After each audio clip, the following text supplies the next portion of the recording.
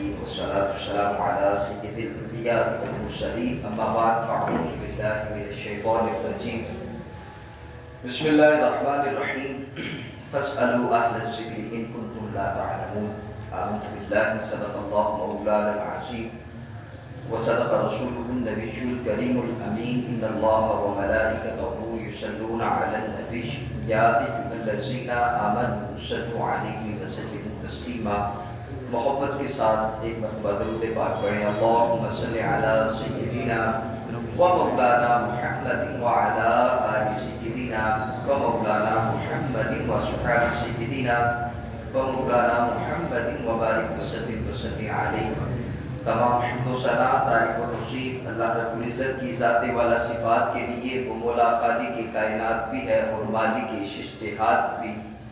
اللہ جل وعلا کی حمد و ثنا کے بعد حضور نبی اکرم شفیع معصوم رسول محتشم نبی مکرم اللہ کے پیارے امت کے سہارے رب کے محبوب دانے غیوب مالک رقاب فخر عرب و عجم والی کون و مکان سیاح الی مقام سید انس و جان ماہ خوباں شہنشاہ حسینہ تتمہ دورہ سرخیل زہرہ جمالہ جلوہ صبح ازل نور ذات لم یزل باعث تکوین عالم فخر آدم و بنی آدم نیر بطحا رازدار ما اوحا صاحب علم نشرح معصوم آمینہ احمد مجتبہ جناب حضرت محمد مصطفیٰ صلی اللہ علیہ وآلہ وسلم کے حضور ناز پر اپنی عقیدتوں ارادتوں اور محبتوں کا خراج پیش کرنے کے بعد واجب الاحترام ذوی احتشام برادران اسلام السلام علیکم ورحمۃ اللہ وبرکاتہ. وعلیکم السلام ورحمۃ اللہ وبرکاتہ.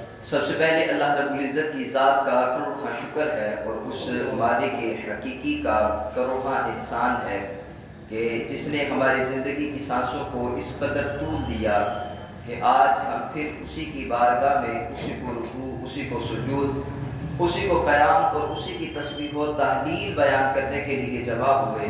پروردگار عالم ہم سب کی عبادتوں میں اخلاص پیدا فرمائے.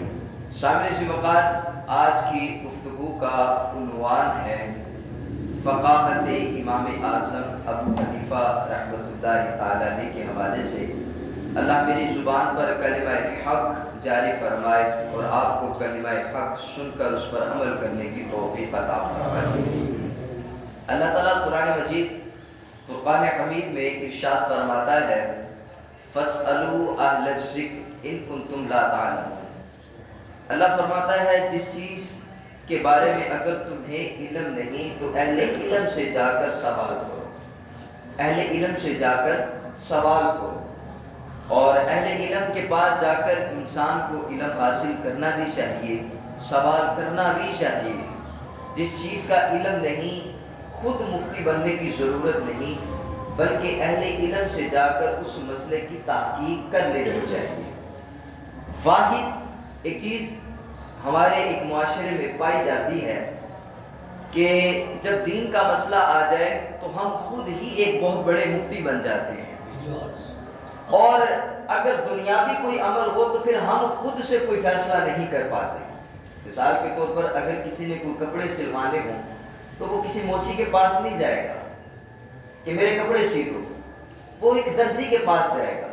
کسی نے مکان کی تعمیر کروانی ہو تو وہ جو ہے وہ کسی درزی کے پاس نہیں جائے گا کہ بھائی میرے گھر کی جو ہے وہ تعمیر کر دو, بلکہ وہ کسی مستری کے پاس, کسی ٹھیکیدار کے پاس, کسی انجینئر کے پاس جائے گا کہ جو اس کا نقشہ اس کو بنا کر دے اور مستری جو ہے وہ اس کی تعمیر میں جو ہے وہ کر کے اس کو دے.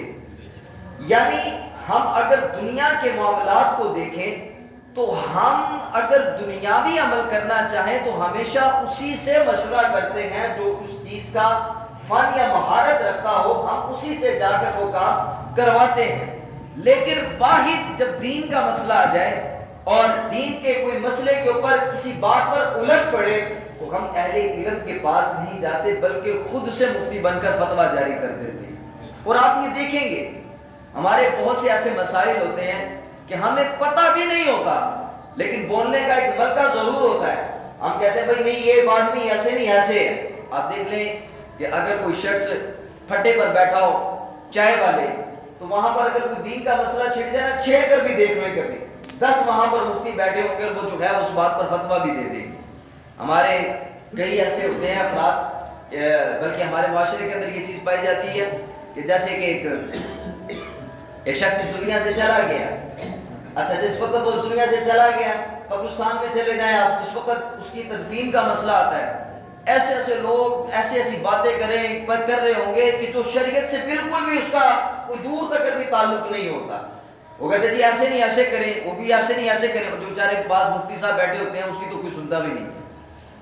یعنی یہ ہمارے ایک علامہ صاحب، کوئی مولوی صاحب، کوئی مسائل کو سمجھنے والے افراد بیٹھے ہیں، اس کی بات کو ذرا برابر بھی ترجیح نہیں دیں گے، ہم خود سے جو ہے وہ مفتی بن جائیں گے۔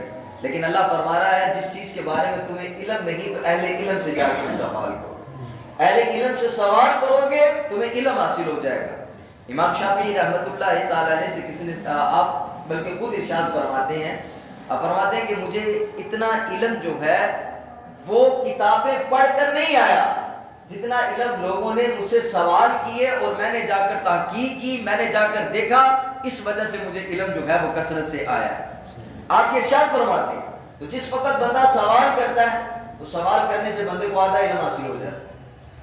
سوال کرنا چاہیے، اہل علم کی مجلس میں بیٹھنا چاہیے۔ حضور علیہ السلام کا فرمان عالی شان ہے، میرے آقا فرماتے ہیں کہ اہل علم کی مجلس میں ایک ساتھ بیٹھنا 60 سال کی نفلی عبادت سے بہتر ہے۔ ایک بندہ 60 سال نفلی عبادت کرتا رہے، اللہ اللہ کرتا رہے، مسجد میں آ کر تنہائی کے اندر ذکر الہی میں مشغول رہے، اور فرمایا ایک بندہ جو ہے وہ ایک ساتھ یعنی ایک گھڑی آ کر اہل علم کی مجلس میں بیٹھ جائے، فرمایا اس کی 60 سال کی عبادت سے اہل علم کی ایک مجلس میں چند لمحوں کے لیے بیٹھنا بہتر ہے۔ یہ حضور علیہ السلام ارشاد فرما رہے ہیں۔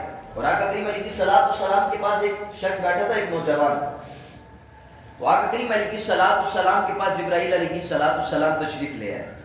آقا کہنے لگے یا رسول اللہ صلی اللہ علیہ وسلم، یہ جو نوجوان آپ کے سامنے بیٹھا ہے میں ابھی دیکھ کر آیا ہوں، یہ چند لمحوں کے بعد فوت ہونے والا ہے، یہ مرنے والا ہے۔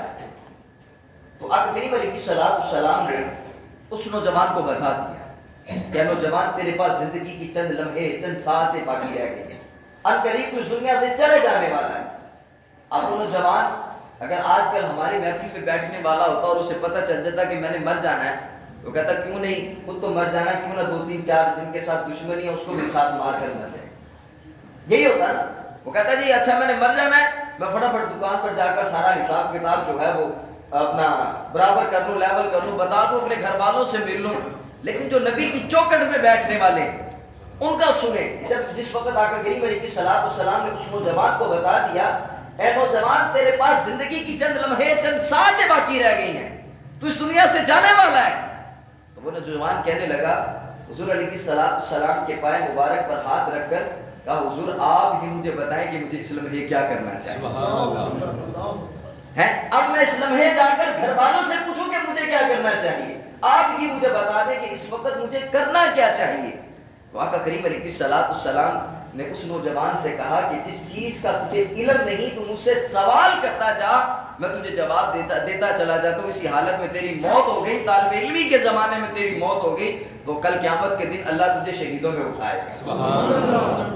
تو پتہ یہاں پہ چلا کہ حضور علیہ السلام فرما سکتے تھے، حضور فرماتے جا کر نوافل ادا کر، کہہ سکتے تھے آقا کریم علیہ السلام کی ذات، حضور فرما سکتے تھے جا کر اللہ اللہ کر لے، کوئی تسبیحات پڑھ لے۔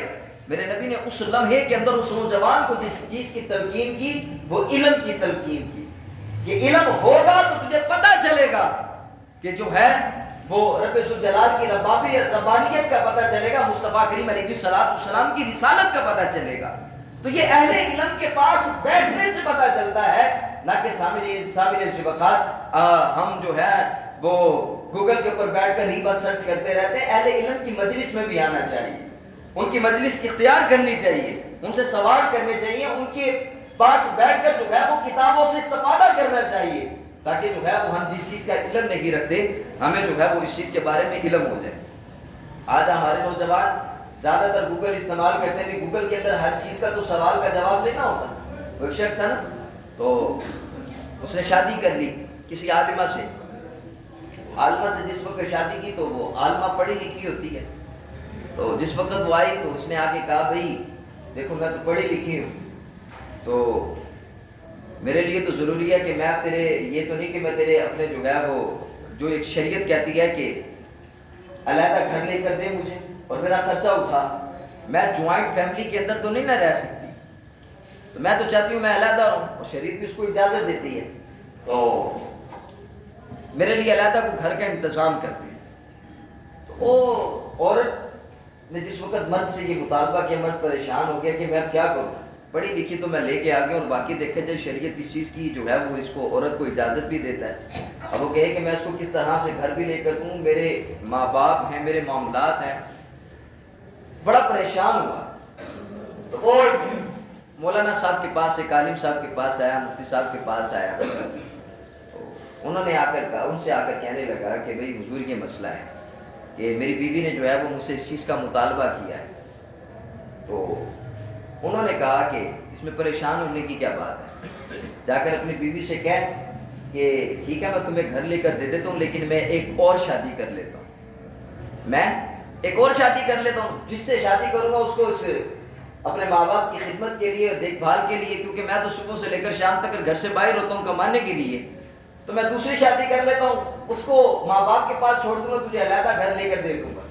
تو وہ جب آیا واپس تو آ کر اس نے اپنی بیوی سے کہا، تو بیوی نے کہا نہیں نہیں ٹھیک ہے، بس میں ایک ہی بہت ہی شادی، کیا کہا اس نے، ایک ہی بہت ہے، کوئی ضرورت نہیں دوسری لانے کی، میں ہی جو ہے یہ معاملات جو ہے وہ دیکھ لیتے، کیونکہ ہمارے بر صغیر کے اندر دوسری شادی کو تو بہت بڑا گناہ سمجھا جاتا ہے، اور کہتے ہیں جی دوسری شادی ہونی نہیں چاہیے، اور کہیں اگر ہو بھی جائے تو بہت بڑی لڑائیاں جھگڑے چل جاتے ہیں، حالانکہ یہ بھی ایک بالکل ایک کیا نہیں شریعت سے ہٹ کر ایک بات ہے، جب ایک شریعت نے اجازت دی ہے، ایک بندہ بالکل صاحب استطاعت ہے، اخراجات اٹھا سکتا ہے، نان و نفقہ کسی دوسری خاتون کا دے سکتا ہے، تو اسے چاہیے کہ وہ دوسری شادی کیا کرے، اسے کسی دوسرے کا بھلا ہو جائے گا، بات سمجھ آ رہی ہے میری، کسی دوسرے کا بھلا ہو جائے گا، لیکن ہمارے یہاں تو بڑا ایک بالکل ایک معیوب سمجھا جاتا ہے، تو جس وقت اس نے آگے کہا نا ٹھیک ہے میں دوسری شادی کر لیتا ہوں، کہ نہیں ٹھیک ہے پہلی ہی ٹھیک ہے، تو یہ بات اگر اب گوگل سے پوچھتا تو گوگل تو نہیں نہ بتانا تھا اس کو، کسی عالم نے بتانا تھا نا اسے کہ مسئلے کا حل، علم کا حل علم کے ذریعے ہی جو ہے وہ تلاش کیا گیا، سامنے ذبقان اہل علم سے سوال کرنا چاہیے، پوچھنا چاہیے،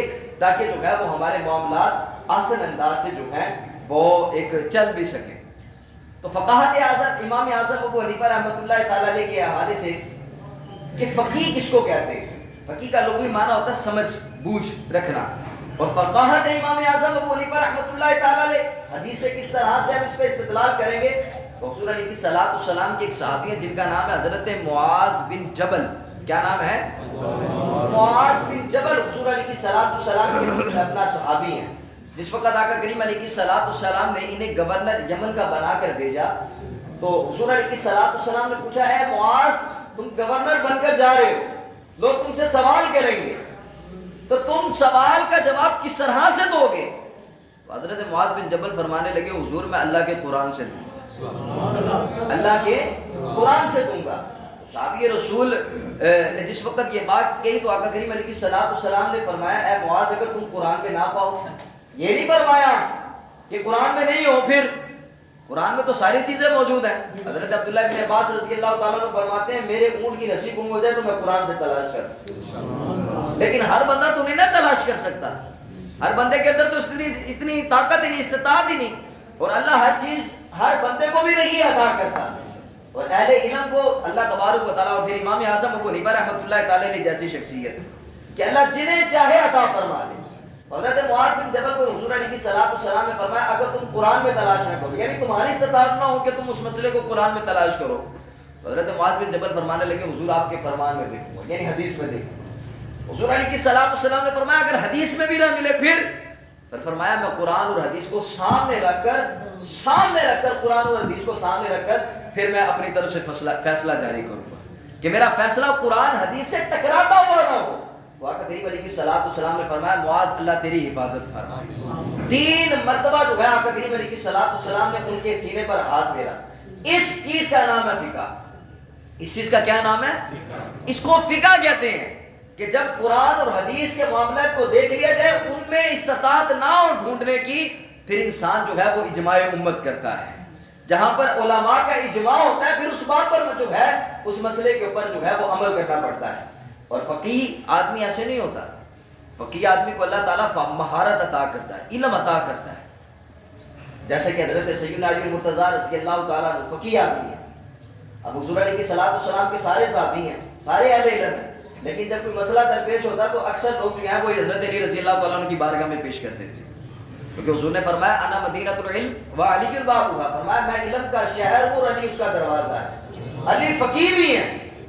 تو کوئی بھی مسئلہ درپیش ہوتا تو صحابہ کرام علیہم رضوان جو ہے وہ جس چیز کو سمجھتے کہ یہ چیز بندہ زیادہ استطاعت رکھنے والا ہے تو اس کی طرف فارورڈ کر دیا کرتے. آپ دیکھیں کہ حضرت عمر فاروق رضی اللہ تعالیٰ عنہ سے بہتر کوئی قرآن پڑھنے والا تھا؟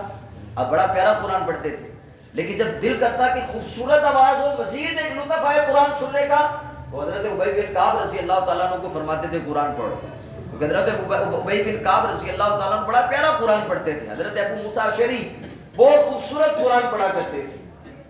تو آقا کریم علیہ السلام کے صحابہ کا بھی یہ معمول تھا کہ کوئی مسئلہ درپیش ہوتا تو جو شخص اس چیز کی مہارت رکھتا اس کی طرف جو ہے وہ بھیجتے. حضرت علی رضی اللہ تعالیٰ عنہ کے زمانے کے اندر ایک مسئلہ درپیش ہو گیا. 2 عورتیں تھیں، تو دونوں عورتیں جو تھیں وہ اپنا حمل ٹھہرا ہوا تھا. وقت قریب آیا ولادت کا. تو جس طرح آج کل ہمارے ہاسپٹل بنے ہوئے ہیں، اس وقت جو تھی ایک جھونپڑی تھی، ایک دائی ہوتی تھی، جس طرح ایک دائی والا ماحول تھا، گھروں کے اندر اس طرح کی جو ہے وہ ولادت وغیرہ بچوں کی ہوتی تھی. تو 2 عورتیں تھیں، بیک وقت انہیں اس دائی کے حجرے میں جو ہے وہ بھیج دیا گیا. رات آدھی اور اندھیرا خوب، چراغ بھی گل، دونوں کی بیک وقت ولادت ہو. اب وہ جو دائی تھی وہ بوڑھی بھی تھی. جب ولادت ہوئی تو ایک کے گھر بیٹا ہوا اور ایک کے گھر بیٹی ہوئی. ایک کے گھر بیٹا ہوا اور ایک کے گھر بیٹی ہوئی. اب صبح ہوئی تو اب وہ جو دائی بوڑھی تھی بیچاری کو نہیں سمجھ آئی. اب وہ یہ نہیں سمجھ سکی کہ یہ بیٹا اس عورت کا ہے یا اس عورت کا ہے. صبح ہوئی تو جھگڑا چل گیا. وہ عورت کہے یہ بیٹا میرا ہے، ایک عورت کہے یہ بیٹا میرا ہے. بات نوبت تلواروں تک چلی گئی. وہ کہے جی بیٹا میرا، وہ کہے جی بیٹا میرا ہے. لڑائی جھگڑے تک بات چلی گئی. تو سامنے سے وقار اس موقع کے اوپر ایک شخص نے کہا بھائی لڑنے کی کیا ضرورت پڑی ہے، جس وقت ہمارے پاس حضرت علی رضی اللہ تعالیٰ عنہ جیسی شخصیت موجود ہے تو ہم کیوں نہ جا کر ان سے فیصلہ کروا لیں. ان سے پوچھیں کہ بھائی آپ بتائیں کہ بیٹا کس کا ہے. رات کا اندھیرا نہیں، اس کو جو ہے وہ دائی اماں کو پتہ چلا اور اندھیرے کی وجہ سے وہ اس چیز کو جج نہیں کر سکی کہ کس کا بیٹا اور کس کا بیٹا نہیں ہے. حضرت علی رضی اللہ تعالیٰ عنہ کی بارگاہ میں یہ چلا گیا مسئلہ. حضرت علی رضی اللہ تعالیٰ عنہ فقیہ آدمی تھے. کیا ان کی اللہ تعالیٰ نے کیا انہیں علم عطا فرمایا. آپ نے فرمایا کہ دونوں عورتوں کا دودھ ایک مقدار میں لے لو اور اس کو وزن کرو. جس کا وزن زیادہ ہوگا، جس دودھ کا وزن زیادہ ہوگا، یعنی مقدار ایک جیسی ہو اور اس کو وزن کر لیا جائے، تول لیا جائے. جس دودھ کا وزن زیادہ ہوگا بیٹا اسی کا ہوگا. اب بندہ پوچھے حضرت علی رضی اللہ تعالیٰ عنہ سے یہ قرآن میں آپ نے دیکھا ہے، قرآن میں لکھا ہوا تھا کہ جی عورت کا یہ اپنا عورت کا بچہ ہے، اس عورت کا بچہ ہے. حدیث میں لکھا ہے، کسی حدیث کی کتاب میں ہے؟ نہیں. اللہ نے فقاہت عطا کی تھی. حضرت علی رضی اللہ تعالیٰ عنہ سے پوچھا کیا حضور آپ نے یہ فیصلہ کس طرح سے کیا؟ آپ فرمانے لگے کیا تم نے رب کا قرآن نہیں پڑھا؟ کیا تم نے رب کا قرآن نہیں پڑھا؟ کہا جی قرآن. کہا اللہ تعالیٰ نے فرمایا نہیں کہ جو بیٹا ہوتا ہے اس کے 2 حق ہوتے ہیں. اللہ نے جس وقت وراثت کا ذکر کیا تو بیٹے کے 2 حق بیان کیے ہیں وراثت کے اندر، اور بیٹی کا 1 حق بیان کیا ہے. تو فرمایا جس کے 2 حق ہیں اس کا دودھ بھی وزنی ہوتا ہے. یعنی جب اس کی بیٹے کی ولادت ہوتی ہے تو اللہ اتنی ہی پاور میں جو ہے وہ اس کی خوراک اس کے ماں کے بطن سے جو ہے وہ جاری فرماتا ہے. تو فرمایا جس کی جو ہے وہ جس کا دودھ وزنی ہے بیٹا اسی کا ہی ہے. تو جس وقت وزن کیا گیا تو پتہ چلا کہ ایک عورت کا دودھ جو ہے وہ وزنی ہے اور ایک کا ہلکا، تو بیٹا اسی کا ہے. اسے کہتے ہیں فقاہت. حضرت سیدنا امام اعظم ابو حنیفہ رحمۃ اللہ تعالی علیہ کے زمانے کے اندر ایک بادشاہ وقت تھا، اس نے اپنی بیوی کو طلاق دی اور یہ شرط کے ساتھ دیتی کہ اگر میری بیوی چاند سے زیادہ خوبصورت نہیں تو اس کو طلاق ہے. بادشاہ بھی بس اللہ کے درویش آدمی تھے نا، کام ہی کوئی نہیں تھا انہیں، ایسی قسم کی قسم اٹھا دی. اب مسئلہ علماء کے پاس چلا گیا. ابھی اس کا کیا حل کیا جائے؟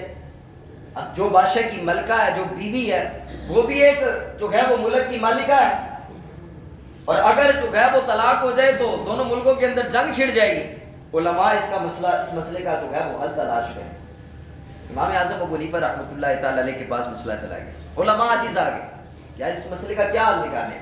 بھئی چاند سے زیادہ بھی کوئی خوبصورت چیز ہے، چاند کی روشنی کی وجہ سے تو اپنا زمین کے اوپر ٹھیک ٹھاک روشنی ہوتی ہے، اور بندے کئی کام کرتے ہیں چاند کی روشنی کی وجہ سے، مسافر جو ہیں وہ سفر کرتے ہیں چاند کی روشنی کے اندر، اب چاند کی روشنی سے زیادہ بھی خوبصورت، علماء عجیز آ گئے۔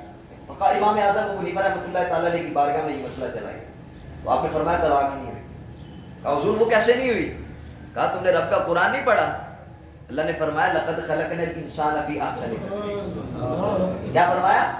لقد خلقنا الانسان فی احسن تقویم۔ اللہ تبارک و تعالیٰ نے فرمایا کہ ہم نے انسان کو سب سے زیادہ خوبصورت پیدا کیا ہے، تو سب سے زیادہ خوبصورت انسان ہے، یہ چیزیں بعد میں ان کی خوبصورتی ہے۔ فرمایا طلاق نہیں ہوئی۔ یہ ہوتی ہے فقاہت کہ جو مسئلے کو قرآن سے ثابت کرنا، ہر بندے کے ذہن میں تو بات نہیں نہ آ سکتی تھی، اب وہ قرآن میں کس طرح سے تلاش کرتا ہے؟ نہیں، یہ اللہ جسے چاہے عطا فرما دے۔ حضرت سیدنا امام اعظم حضرت سیدنا غوث پاک رحمۃ اللہ تعالی علیہ کے زمانے کے اندر ایک بندے نے جو ہے وہ منت قسم اٹھا لی، فلاں کام ہو گیا تو میں ایسی عبادت کروں گا کہ اس وقت وہ عبادت پوری دنیا میں کوئی نہیں کر رہا ہو۔ اس کا مسئلہ ہو گیا، منت جو اس نے مان لی تھی، قسم اٹھا لی تھی، پورا بھی کرنا تھا، اور وہ علماء کے پاس آیا، علماء کے پاس آ کر کہنے لگا کہ حضور مجھے بتائیں کہ میں کون سی عبادت کروں کہ اس وقت پوری دنیا کے اندر کوئی عبادت نہ ہو رہی۔ نماز پڑھوں گا تو نماز تو یہاں نماز پڑھوں گا تو کوئی نہ کوئی کسی نہ کسی جگہ پر نماز پڑھ رہا ہوگا، روزہ رکھوں گا تو کسی نہ کسی نے تو روزہ رکھا ہوگا، اذان دوں گا تو اذان تو ویسی دنیا میں 24 گھنٹے ہوتی رہتی ہے، کون سی ایسی عبادت کروں کہ اس وقت کوئی عبادت نہ کر رہا ہوں؟ تو پھر علماء عزیز آ گئے، حضور سیدنا غوث پاک رحمۃ اللہ تعالی علیہ کی بارگاہ میں چلے گئے، کہا جب حضور ہمیں جو ہے وہ اس مسئلے کا حل بتائیں۔ حضور سیدنا غوث پاک رحمۃ اللہ تعالی علیہ نے فرمایا اسے جاؤ خانہ کعبہ میں چلا جائے، سارے لوگوں کو روک دے کعبۃ اللہ کے قریب، اور ایک طواف کر لے، ایک طواف کر لے، اس کی قسم پوری ہو جائے گی۔ وہ کیسے؟ بھائی خانہ کعبہ تو پوری دنیا میں ایک ہی ہے نا، بات نہیں سمجھے؟ جب سارے کوئی طواف نہیں کرے گا، یہ اکیلا کرے گا، تو یہ اکیلا ہی اس وقت پوری دنیا میں عبادت کرنے والا ہوگا۔ اس کو کہتے ہیں فقاہت، اور یہ سیدنا امام اعظم ابو حنیفہ رحمۃ اللہ تعالی علیہ کو اللہ نے عطا فرمائی تھی، اور سیدنا امام اعظم ابو حنیفہ رحمۃ اللہ تعالی علیہ کی ذات ایسی عظیم ہستی ہے کہ اللہ تعالیٰ نے انہیں ایسی قوت بصارت عطا کی تھی کہ اگر آگ کے سامنے کوئی بندہ بھی وضو کرتا تو وضو کا پانی جو ٹپکتا تھا، آگ اس میں اس کا گناہ دیکھ لیا کرتے تھے جو وہ گناہ کر کے آیا ہے۔ کیا کہ کئی بار کی صلاۃ السلام کا فرمان ہے نشانہ، حضور فرماتے ہیں کہ جو بندہ وضو کرتا ہے اور وضو کے ساتھ جو اس کا پانی ٹپکتا ہے تو اللہ اس پانی کے ذریعے اس بندے کے گناہوں کو جو ہے وہ دھو کر رکھ دیتا ہے، یعنی اس کے گناہ بھی اس کے ساتھ جو ہے وہ دھل جاتے ہیں۔ تو امام اعظم ابو حنیفہ رحمۃ اللہ تعالیٰ نے دیکھ لیا کرتے تھے یہ بندہ چوری کر کے آیا ہے، یہ بے حیائی کر کے آیا ہے، عیاں ہو جایا کرتا تھا۔ آپ نے اللہ کی بارگاہ میں دعا کی کہ مولا کریم جو تو نے مجھے بصارت عطا کیا کہ میں لوگوں کے عیب پر مطلع ہو جاتا ہوں، اس بصارت کو مجھ سے واپس لے لے، میں نہیں چاہتا کہ میں کسی کا عیب دیکھ سکوں۔ آج ہمیں پتہ چلتے ہیں حضرات، ہم تو ٹو میں لگے رہتے ہیں، ہم تو پوری ٹو میں ہوتے ہیں، پتہ چلے کوئی گل لب جب ایک دفعہ انودرا ملے تو زلیل کریے پھڑ کے، ایک کوئی بات پتہ لگ جائے ذرا خاندان میں اس کی جو ہے وہ ضلالت کرتے ہیں پکڑ کر، یہ بڑا بنا پھرتا ہے نا، پتہ چلے ذرا ٹو میں لگے رہتے ہیں اس کی۔ اور دیکھیں امام اعظم ابو حنیفہ رحمۃ اللہ تعالی علیہ اگر کوئی وضو کر رہا ہے تو اس کو پتہ چل جاتا ہے یہ بندہ کون سا گناہ کر کے آیا ہے، اور آپ کیا کہہ رہے ہیں کہ اللہ یہ بصارت ہم سے لے لے۔ اللہ اکبر۔ حضور علیہ الصلوۃ والسلام کے حدیث مبارکہ حضور فرماتے ہیں من ستر مسلما فقد سترہ اللہ یوم القیامہ۔ آقا کریم علیہ الصلوۃ والسلام نے ارشاد فرمایا جو اپنے مسلمان بھائی کے عیب پر پردہ ڈالے اللہ قیامت کے دن اس بندے کے گناہوں پر پردہ ڈال دے گا۔ اور ہم کیا کرتے ہیں؟ ہم ٹو میں لگے رہتے ہیں، ہم تلاش میں لگے رہتے ہیں، پر پتہ لگ جائے ایک دفعہ کسی طریقے کے ساتھ یہ اللہ تعالیٰ نے امام اعظم ابو حنیفہ رحمۃ اللہ تعالیٰ علیہ کو بصارت عطا فرمائی. اور امام اعظم ابو حنیفہ رحمۃ اللہ تعالیٰ علیہ اتنے عبادت گزار اور اتنے تقویٰ اور خوف خدا کا خیال رکھنے والے کہ ایک دن ایسا ہوا، ایک بندہ بتاتا ہے کہ میں مسئلہ پوچھنے کے لیے امام صاحب کی بارگاہ میں حاضر ہوا تو نماز کا وقت تھا. قاری صاحب نے تلاوت کی اذا زلزلت الارض زلزالها واخرجت الارض اثقالها فمن يعمل مثقال ذرة خيرا يرى ومن يعمل مثقال ذرة شرا يرى. جس وقت یہ تلاوت کی نا قاری صاحب نے، امام اعظم ابو حنیفہ رحمۃ اللہ تعالی نے نماز کے بعد اپنی داڑھی کو پکڑ کر بیٹھ لی. وہ شخص کہنے لگا کہ میں سمجھا کہ حضور کسی مراقبے میں کسی مسئلے کے اندر جو ہے وہ غور و فکر فرما رہے ہیں، میں چند لمحوں کے بعد آ جاتا ہوں. کہتا میں گھنٹے 2 گھنٹے کے بعد آیا، امام صاحب اسی جگہ پر اسی طرح داڑھی پکڑ کے بیٹھے. کہتا میں پھر چلا گیا، کہتا میں تہجد کے وقت آیا، امام صاحب داڑھی پکڑ کر اسی طرح بیٹھے اور زاروں کی طرح رو رہے ہیں. میں نے کہا حضور آپ زاروں کی طرح رو رہے ہیں؟ میں نے تو مسئلہ پوچھنا تھا آپ سے، آپ رات عشاء کی نماز سے ابھی تک کسی طرح بیٹھے ہوئے ہیں. تو آپ نے فرمایا کیا تم نے قرآن نہیں سنا ہے؟ قاری صاحب نے کیا کہا تھا؟ فَمَن يَعْمَلْ مِثْقَالَ ذَرَّةٍ خَيْرًا يَرَهُ وَمَن يَعْمَلْ مِثْقَالَ ذَرَّةٍ شَرًّا يَرَهُ. اللہ فرماتا ہے ہم قیامت کے دن چھوٹے سے چھوٹا گناہ بھی تیرا ظاہر کر کے رکھ دیں گے، چھوٹی سے چھوٹی نیکی بھی تیری ظاہر کر کے رکھ دیں گے. میں تو پریشان ہوں کہ اگر چھوٹا سے چھوٹا گناہ بھی میرا ظاہر ہو گیا تو ابو حنیفہ کا کیا بنے گا؟ اللہ اکبر. کہنے لگا حضور ہم تو روزانہ قرآن سنتے ہیں، ہم تو روزانہ قرآن سنتے ہیں، ہمارے تو دل پر ہمیں تو یہ بات ذرا برابر بھی نہیں آتی. تو امام اعظم ابو حنیفہ رحمۃ اللہ تعالی علیہ سے نے اس بندے سے فرمایا، کہنے لگے کہ بھئی بات یہ ہے کہ تو نیک آدمی ہے، تجھے کیا ضرورت ہے؟ میں تو گناہگار ثابت ہوں، میں تو اللہ کی بارگاہ میں یہی عرض کر رہا ہوں کہ مولا میرے گناہ کو ظاہر نہ کری، میری چٹی داڑھی کا خیال کرنی، مولا کل قیامت کے دن مجھے رسوا نہ کریں. یہ خوف خدا امام اعظم ابو حنیفہ رحمۃ اللہ تعالی علیہ کا. آج حنفیہ امام اعظم ابو حنیفہ رحمۃ اللہ تعالی علیہ کی تقلید کرتے ہیں، ہم مقلد ہیں امام اعظم ابو حنیفہ رحمۃ اللہ تعالی علیہ کی. ایسے عظیم صحابی رسول، ایسے عظیم تابعی رسول، حضور علیہ السلام کے صحابی نہیں، آپ تابعی ہیں. آپ نے کئی صحابہ کرام علیہم رضوان سے درس تلمذ حاصل کیا ہے، شاگردگی حاصل کی ہے، حدیثوں کو لیا ہے اور مسائل کو بیان کیا ہے. اور ایسی مسائل بیان کیے کہ ہمیں پتہ چل گیا کہ نماز کے اندر کتنے فرائض ہیں، کتنے واجبات ہیں، کون سا رکن چھوٹ جائے تو کس کو کس طرح سے ادا کرنا ہے. یہ سارا امام اعظم ابو حنیفہ رحمۃ اللہ تعالی علیہ کا فیضان ہے. پوری دنیا کے اندر 4 جو ہیں وہ ائمہ کرام علیہم رضوان کی تقلید کی جاتی ہے. امام اعظم ابو حنیفہ رحمۃ اللہ تعالی علیہ، امام شافعی، امام احمد بن حنبل، امام مالک رحمۃ اللہ تعالی علیہ. لیکن سب سے زیادہ پوری دنیا کے اندر جن کے پیروکار ہیں وہ امام اعظم ابو حنیفہ رحمۃ اللہ تعالی علیہ. اللہ اکبر. باتیں تو بہت زیادہ تھیں امام صاحب کے حوالے سے، انشاءاللہ العزیز اگر وقت ملا تو پھر کبھی بیان کریں گے. اللہ رب العزت کی پاک اور بلند جناب میں یہ دعا ہے کہ اللہ تبارک و تعالیٰ ان نفوس قدسیہ کے صدقے ہم سب کی بخشش و مغفرت فرمائے. آمین. وآخر دعوانا ان الحمد للہ.